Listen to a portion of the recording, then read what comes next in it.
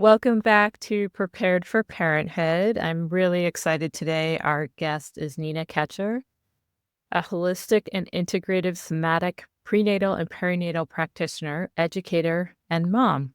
Trained in both Western psychology and Eastern healing wisdoms, Nina expands upon commonly known practices for supporting conscious conception, pregnancy, birth, and parenting. Her training sessions and workshops gently release past traumas and lovingly support families to be more consciously aware of and develop their soul's connection and purpose, creating more happy, peaceful, loving, thriving, and satisfied relationships and families. Welcome, Nina. You shared that you first encountered the 5-element healing when you were going through heartbreak in your younger years. And I was thinking about parents with children who have been born. Is there a time where it's too late to do some of that healing that will have intergenerational impact on our children, or is it helpful no matter when you do it? It's absolutely helpful no matter when you do it. So it's never too late to start implementing these kinds of vibrational healing techniques. I have people who are just wanting to get pregnant, but I also have grandmothers and older people who have grandchildren, and maybe their children aren't there yet to do these mantras, but they, as grandparents, are using these mantras to help support, give them a spiritual framework to hold the soul in a different way, which allows then those children to be seen and be held in their wholeness. And so it's never too late. And of course, the mother is the greatest healer for her child. So ideally, a mother implementing these mantras or yantras, which are energy diagrams, and I can share a little bit more about that. But when a mother does this, because she's the greatest healer for her child, it is an immediate effect. So you could be where you are in Denver, and your child is somewhere in China. I'm just making an example. And you could be meditating with a particular mantra to support their emotional well-being because they're going through a very emotional time. And you can use a mantra with a combination of a yantra, the womb chakra specifically. So we have this idea from yoga about these 7 chakras. We actually have a lot more chakras in our body. And on the soul level, we have the womb chakra. It is also in our body, but it goes with our soul wherever our soul goes. And I believe that our soul lives on beyond this lifetime and goes into many different lifetimes. So wherever our soul has gone, if it's been past lifetimes, we're carrying, especially in the relationships, the karmas on this chakra.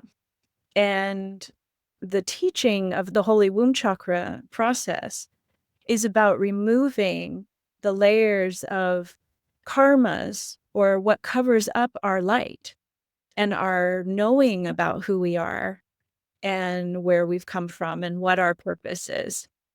So as a mother, you would meditate by bringing the yantra in your third eye and doing this mantra and sending long distance that energy to your child. She will feel that. She will feel those vibrations in her soul because you are linked. You're soulmates. We are soulmates to our children, and they are soulmates to us. The first soulmates to children are their parents. And that's why we as parents have such a crucial role to play in nurturing ourselves. Really nurturing ourselves. It's like that oxygen mask thing. When you take a plane ride, you have to put the oxygen mask on yourself first, then your child. It's really that way. The more that we take care and nurture our own self, our own soul, At the same time, we're nurturing then our children's souls. Transgenerationally, whatever we do with mantra and yantra, it creates a new high divine energy in us, but it also goes forward into our children. So I have seen certain clients, certain people who have done these practices where they receive a certain healing or they have implemented these teachings, and then their child starts shifting their behaviors, and also their relationship shifts into a more harmonious, more connected, more light-filled relationship. Does it also go backwards? Could an adult child send the healing backwards to their own parents, or does it only go forwards? Yes, it does go backwards, and it has to do a lot with our intention. So gratitude, being grateful for things opens our hearts.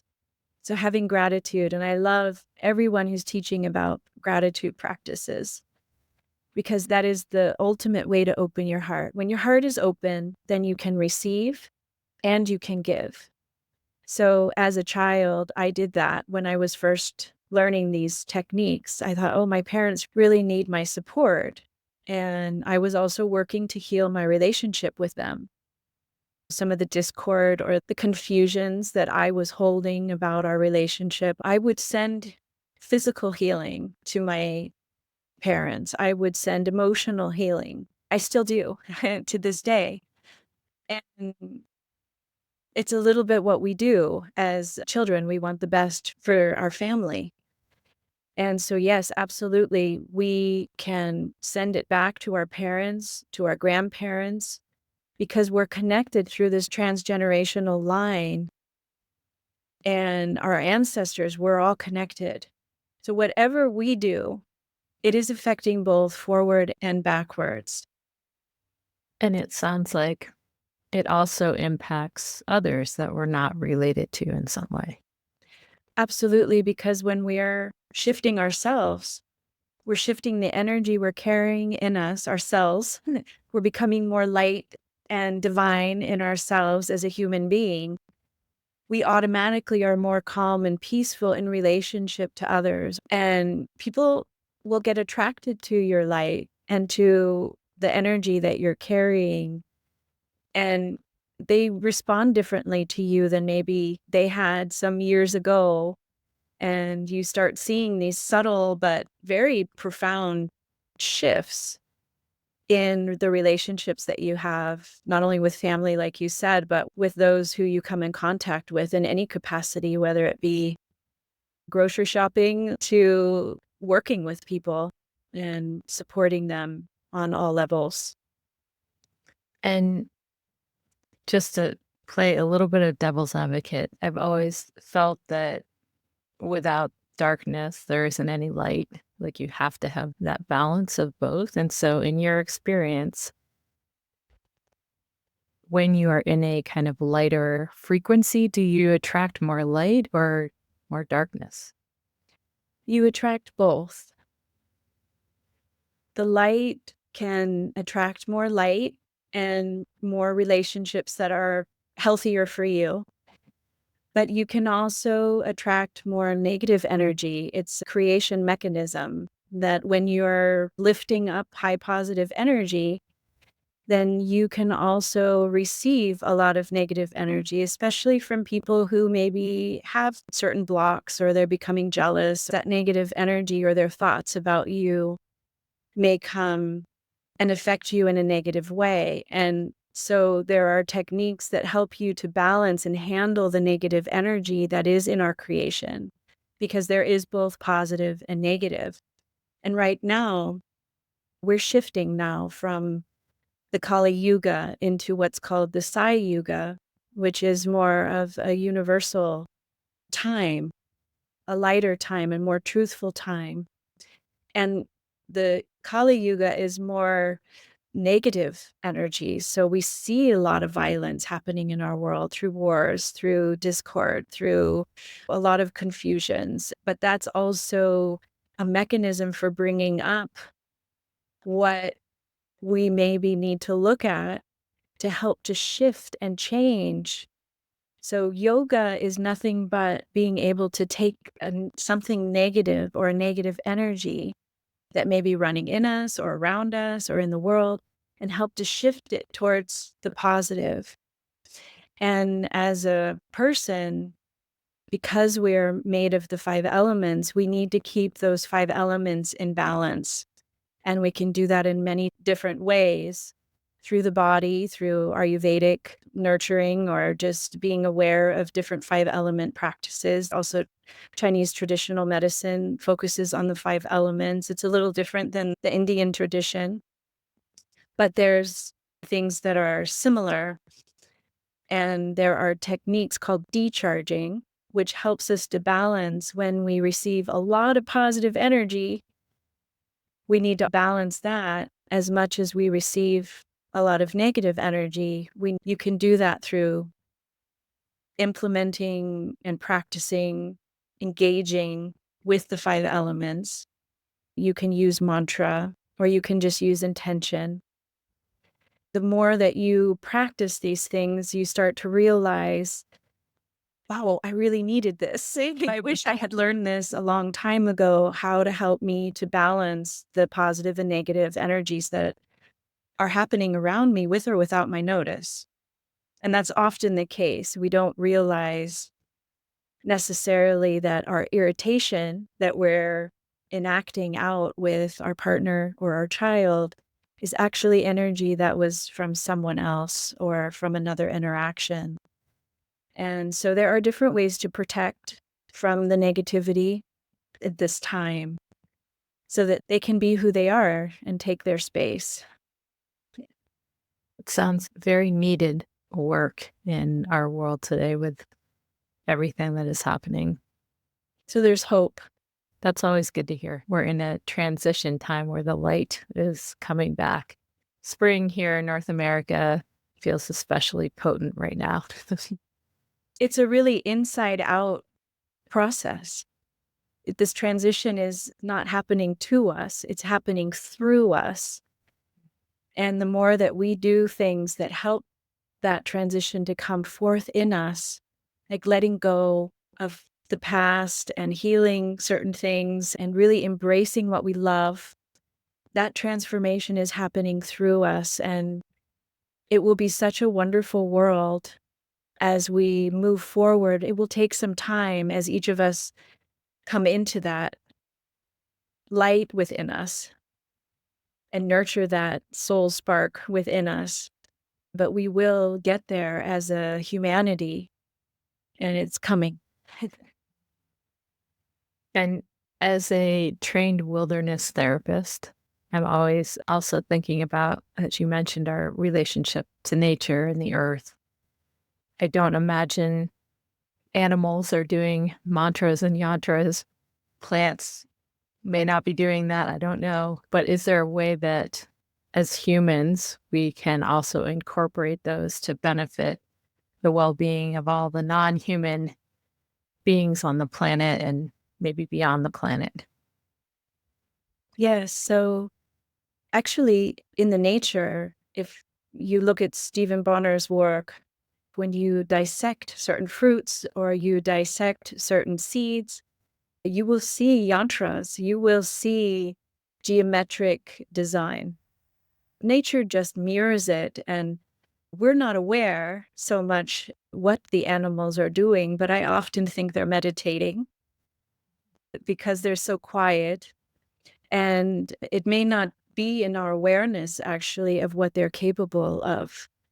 And for them, it just may be a part of their nature. It's not something they need to reconnect themselves with because they lost that part they were given.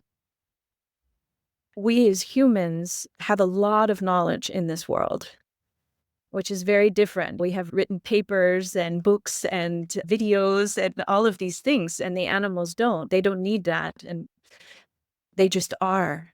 And so being out in the nature itself is actually a very healing technique. Like you maybe have heard about grounding or forest healing, just going out for walks in the nature And that can be one way to rebalance your 5 elements.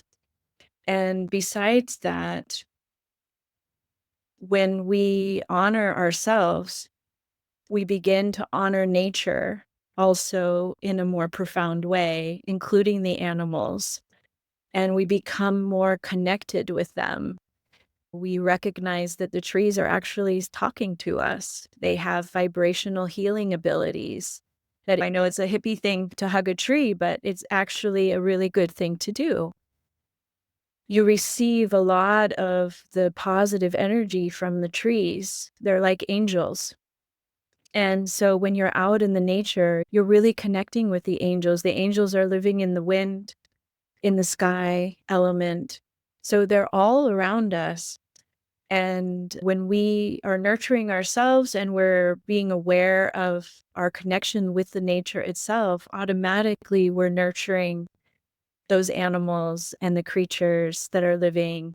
And we start creating new programs and new ways to preserve and protect wildlife or areas in which we maybe were neglecting before. And for the parents who are listening or the people who work with parents, can you share a little bit more about using mantras and yantras and how that supports both themselves, their children, what it might look like in preconception and conception time? Yes, for parents to implement mantras and yantras, it may seem, whoa, I can't really do a new thing. I'm so busy as it is. I can't really add one more thing. What I have seen is those parents who have taken the time to learn even just one mantra to start and have it playing like music in the background, they start to feel some support that then supports them more to say, yes, I want to learn more about this mantra or this system. And actually, it seems like a lot in the beginning, but once you learn it, it's very simple. It's learning a yantra, which is a diagram. It's beautiful artwork, and you don't need to be an artist to be able to do it. Anybody can do it, like anybody can dance, anybody can sing, anybody can do mantras and yantras. And this knowledge was written down in these ancient palm leaf manuscripts by the rishis, by the Saptarishis, also by Jesus, to leave information for us humans to pick up at a time like now, to use it in a way that we can receive the most benefit and support in order to create future generations that don't have to work so hard to undo their traumas or their karmas. In fact, a lot of these practices for, let's say, the prenatal period where parents are looking to get pregnant and they're wanting to consciously conceive, they can learn the holy womb chakra process, for example, and purify any karmas that may be covering them up. And then this womb chakra is a strong energy for that child to come into and be nurtured through without having to carry the transgenerational karmas, which we have seen in different scientific studies of rats and mice. It lingers for more than 7, 8, 9 generations. I think they've discovered recently up to 16 in that preconception period. Also listening to the fertility mantra. There's a mantra specifically for the fertility period. And just really bringing in the high positive energy and then protecting. So using mantras to also protect from any negativity. So as you are growing this beautiful light in you, you can also use mantra to protect you. And that's what I help guide parents to do. And I call them parents from the very beginning, from the moment they wish to have a family, they're a parent. And practitioners are able to, as a healer, as a practitioner, we take a healing role for people. We are giving them the space to heal themselves, really, and to find themselves, because it's not something they need to create for themselves. It's something that's already there. The whole universe is within us. And so practitioners who heal their own womb chakras, it strengthens their own consciousness, their innate intuitive abilities become stronger. They can better use the mantras that go along with that chakra system, like for physical healing or for emotional healing. And they can give one of the mantras that is in the teaching for a mother and father to chant or partner to chant that supports that child's soul from the very beginning, to be a genius soul, as Sri Kalashwar said, but also to be enlightened from the very beginning, not having to carry the burden of a lot of the human blocks or the things that we get caught up in illusion with. So when practitioners are able to do these processes, they themselves become a conduit of divine energy and that light and love that they're holding. And does someone have to understand all of it and potentially believe all of it for parts of it to have an impact? A lot of the mantras work whether you believe it or not, because it's vibrational and it affects at a certain level. When your heart is open to it, then of course you'll probably receive a little bit more of that energy to you. When our heart's closed, we have a harder time receiving things. Whether you have to believe, it's not a religion, what I'm bringing forth. In fact, I would say my religion is love and forgiveness. And these are two aspects which are very important in this tradition, but it's not like a traditional religion that you have to follow these practices in this way. And I highly respect all religions. And I believe that each one of them has a beautiful gift to give each of us. And in addition to our regular practices, we can add on vibrational medicine or soul medicine like the mantras and yantras. And it's almost like you have to taste it, you have to experience it, then you start to believe it. So in the beginning, you may not understand it all, you may not really believe it all, but as you start implementing these mantras, or you see actually how it changes you in a positive way, then you start believing the power that is hidden in you and how you can access that through these mantras and yantras to create this new high divine energy in you, which, as you said, benefits everyone around you. Beautiful. We've been speaking today with Nina Ketscher. She's a holistic and integrative somatic prenatal and perinatal practitioner, an educator, and a mother. Thank you so much for being here today, Nina. It's so great to see you. Thank you. It's been wonderful to be with you. Thank you. Namaste.